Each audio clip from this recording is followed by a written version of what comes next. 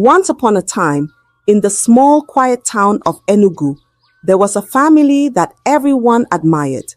Mr. and Mrs. Okafor were kind, hard-working parents, and their children, Amara and Mako, were the pride of the neighborhood. Amara was the older child, a cheerful girl with a smile that could light up a dark room. Mako, the quiet one, followed his sister everywhere like her shadow. If Amara laughed, Mako laughed too. If she cried, he wiped her tears. They were inseparable. Their parents were busy people, always working to provide for the family. Most afternoons, Amara and Mako were left alone in the house. They would play games, tell stories, and sometimes just sit together in silence. At night, they even shared the same bed, whispering to each other about their dreams and fears. One afternoon, Mako ran into Amara's room with excitement in his eyes. "Amara, see what I have," he said, holding up a shiny smartphone. Their father had bought it for him recently. Mako had taken it to school that day, and some older boys had shown him how to visit strange places on the internet, such as websites only meant for adults. "What is it?" Amara asked, curious as ever. "Come and see," Mako replied, climbing onto her bed. He opened the phone and showed her a video. The screen was filled with strange images of grown-ups doing things neither of them understood. Amara frowned at first. "What are they doing?" she asked. "I don't know," Mako said, giggling, "but it's funny. It's making me feel good. Let's watch more," he added, smiling gently. "Me too. My body is feeling sweet," Amara responded, focusing more on the phone screen. And so they did. At first, it was just curiosity, like watching a strange animal in the forest. They didn't understand what they were seeing, but they couldn't stop watching. Each video brought more whispers, giggles, and strange feelings. The more they watched, the deeper their bond grew. It became their little secret, something only the two of them shared. In the quiet of the room, the Okafor children began a journey they didn't fully understand. A journey that would change everything. Days turned into weeks, and weeks into months. The little secret Amara and Mako shared grew like a small seed planted in fertile soil. Every afternoon, when the house was quiet and their parents were away, they would sit together, staring at the screen. Each video stirred something new in them. Curiosity, confusion, and a strange excitement they couldn't explain. One sunny afternoon, Mako leaned closer to Amara and whispered, "Let's try what they are doing." Amara blinked, her heart racing. "What if Mama finds out?" she asked, her voice barely above a whisper. "She won't," Mako said, smiling confidently. "It's just you and me." Amara hesitated, her mind swirling with questions, but she trusted Mako. He was her shadow, her partner in everything. Slowly, she nodded, and they decided to mimic the things they had seen. At first, it felt like a game, just a silly game. Amara laid on the bed, smiling, and Mako positioned her well, just like they've seen in the videos. They giggled and teased each other, stopping whenever one of them got too nervous. From that first day, they couldn't stop. They continued every afternoon whenever their parents were not home. And gradually, they even started doing it in the night without their parents noticing, because they both shared the same room and bed. "It's a bit painful," Amara would say, but Mako, already enjoying the moment, would use his hands to cover her mouth just so she wouldn't scream out. However, Mr. and Mrs. Okafor would stay in their own room, sleeping, unaware of what was happening in their children's room. They believed Mako and Amara were having a good sleep, just like they too are. Little did they know, their children were in fact having a good time together instead of a good sleep. Years passed, and by the time Imara was 14 and Mako was 12, their secret had grown deeper than they ever imagined. It was no longer a game, but something they didn't know how to stop. At night, as they lay in bed, the weight of their actions pressed on their hearts. Amara would stare at the ceiling, her chest tight with guilt. "Mako," she whispered one night, "do you think this is wrong?"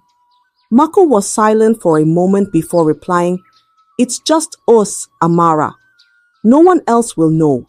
Their bond, once innocent and pure, now held them captive.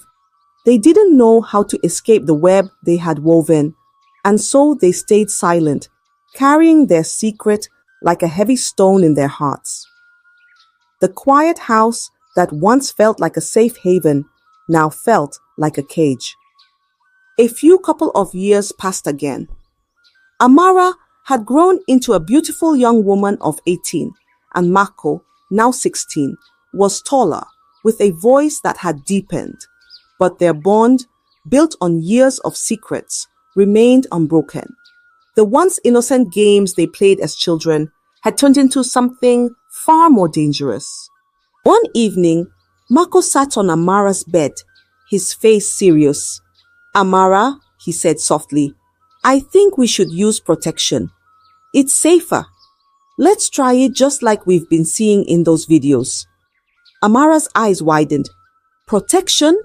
Mako, are you crazy? What if someone sees you buying it?" Mako smiled, trying to calm her. "Don't worry, I'll be careful. No one will know." The next day, Mako went to the pharmacy, his heart pounding as he approached the counter. The pharmacist barely glanced at him as she handed over the small box. Relieved, Mako hurried home, tucking the box deep in his pocket. But as he entered the living room, he didn't notice it slip from his pocket onto the floor. "Mako, what is this?" Mr. Okafor's thunderous voice filled the room. He held up the pack, his eyes burning with suspicion. Mako froze, his mind racing for an excuse. It's for a school practical," he stammered. "Science class." Mr. Okafor frowned, but didn't press further. "Be careful with what you bring into this house," he warned, before tossing the pack onto the table. Terrified by the close call, Amara and Mako decided to be more cautious. But when condoms weren't available, they continued without them. They told themselves everything would be fine, that Mako would pull out when he starts feeling it more. But the truth came crashing down when Amara, at 19, began feeling sick. She started vomiting, her hands pale, and some dizziness here and there. "I think I'm pregnant," she whispered one evening, tears streaming down her face. Mako's heart sank. "We'll fix this," he said, trying to stay calm. Together, they gathered their savings and went to a local clinic. There, they lied to a nurse, claiming they needed abortion pills for a school experiment. The nurse hesitated, but eventually handed over the pills, warning them to use them carefully. Back home, Amara cried as she took the medication, her body trembling with fear and guilt. Mako sat by her side, holding her hand. "No one will ever know," he whispered, though his voice shook with doubt. But it didn't stop there. The secret, like a shadow, grew darker. Each time Amara found herself in the same situation, they repeated the process, coming up with different lies to different nurses at different clinics, and even pharmacies hiding their shame. Over time, the repeated abortions began to take a toll on Amara's body, though she didn't fully understand the damage. Little did she know, she was risking not just her life, but her future, as she never knew the side effects of the abortion drugs she takes. Their once close bond now felt like a chain, binding them to a secret that was spiraling out of control. Years passed again, and it was now time for Amara to find a husband. Amara was now 24 when she met Chuka, a kind man with a heart as big as his wealth. He fell for her almost immediately, and Amara, seeing a chance to leave her past behind, allowed herself to love him too. Ichuka treated her like a queen, and before long, he proposed with a sparkling diamond ring. Amara accepted, believing this was her way out, a chance to escape the dark shadow of her past with Mako. After the wedding, Amara ended things with her brother. "We can't do this anymore," she said firmly, avoiding his gaze. Mako's voice cracked as he replied, "Amara, you can't leave me like this."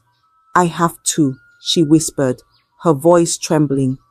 "This is my chance to start over." Mako was heartbroken, but he let her go, though the weight of their shared secret remained heavy on both their hearts. 3 years into her marriage, Amara still hadn't conceived. Chuka, eager to have children, remained patient, but the whispers began. Her parents, worried, turned to prayer, fasting, and even a prophet who gave them holy water to give the amaka for fertility. But nothing worked.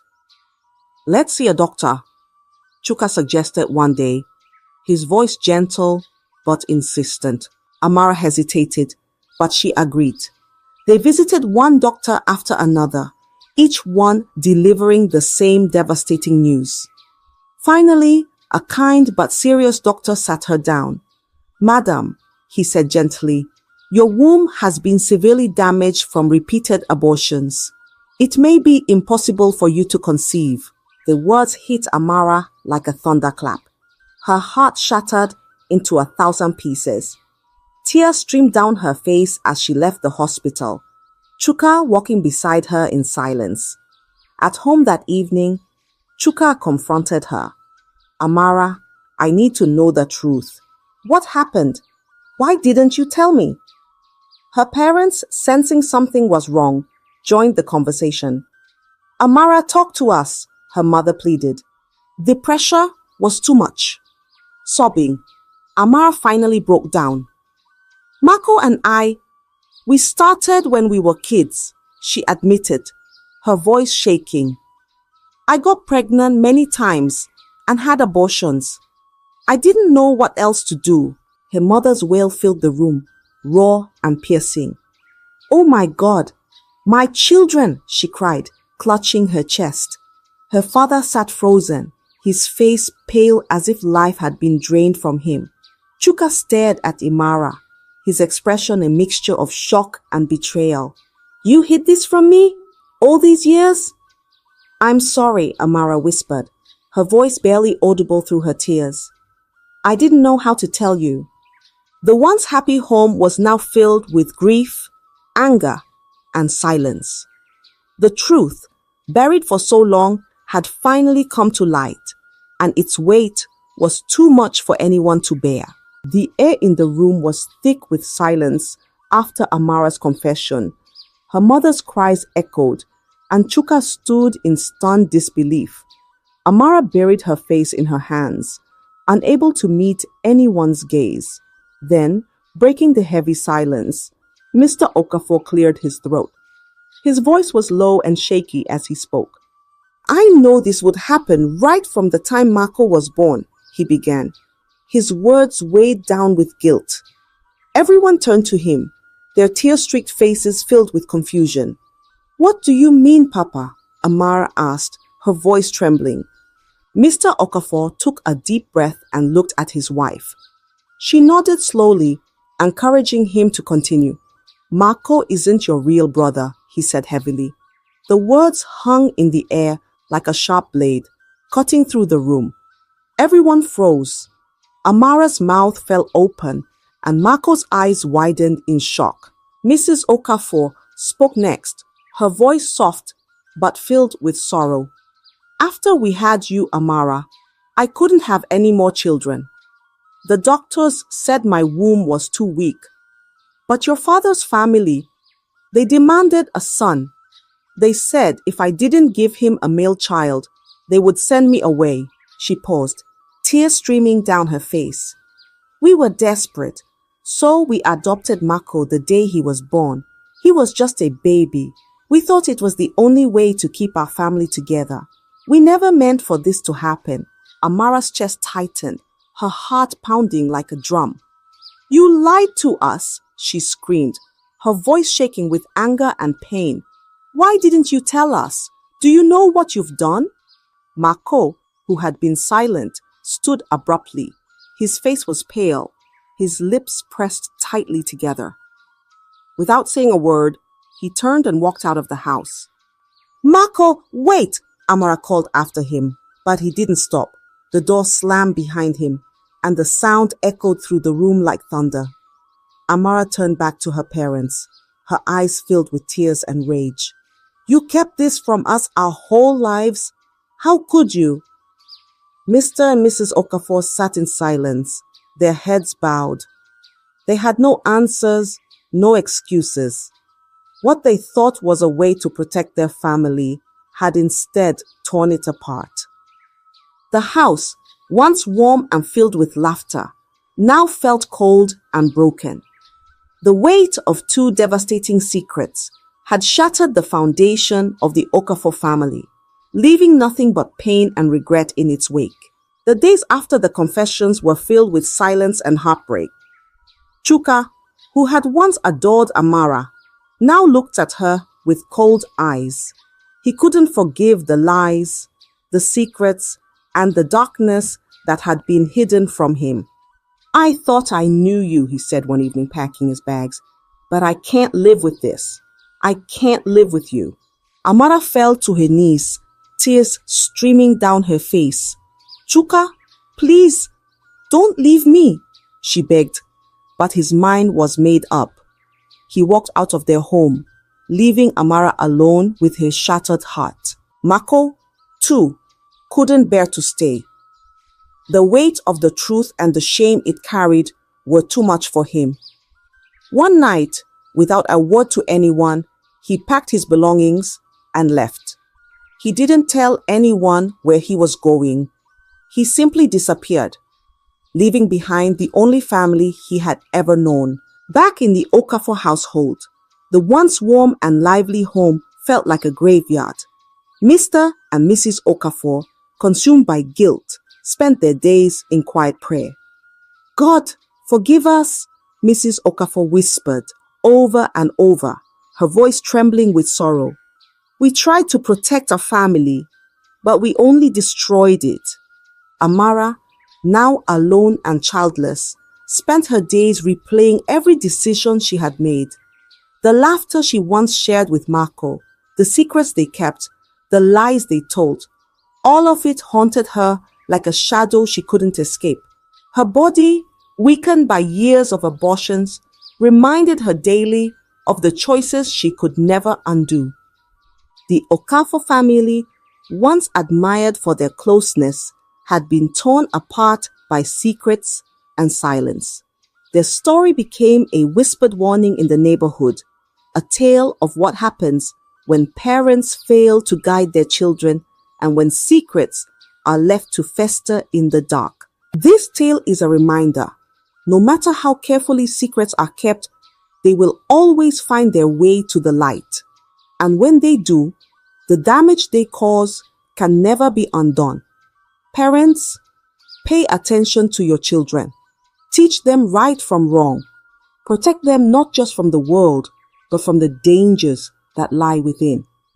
Because once the foundation of a family is broken, the pieces are never the same again. This story is a warning. Parents, pay attention to your children. Teach them about right and wrong. Don't let secrets destroy your family. Secrets always come out in the end. I hope you enjoyed the story. If so, please like the video, comment what you learned from the tale, and don't forget to subscribe to the channel for more enchanting tales just like this one. Thank you.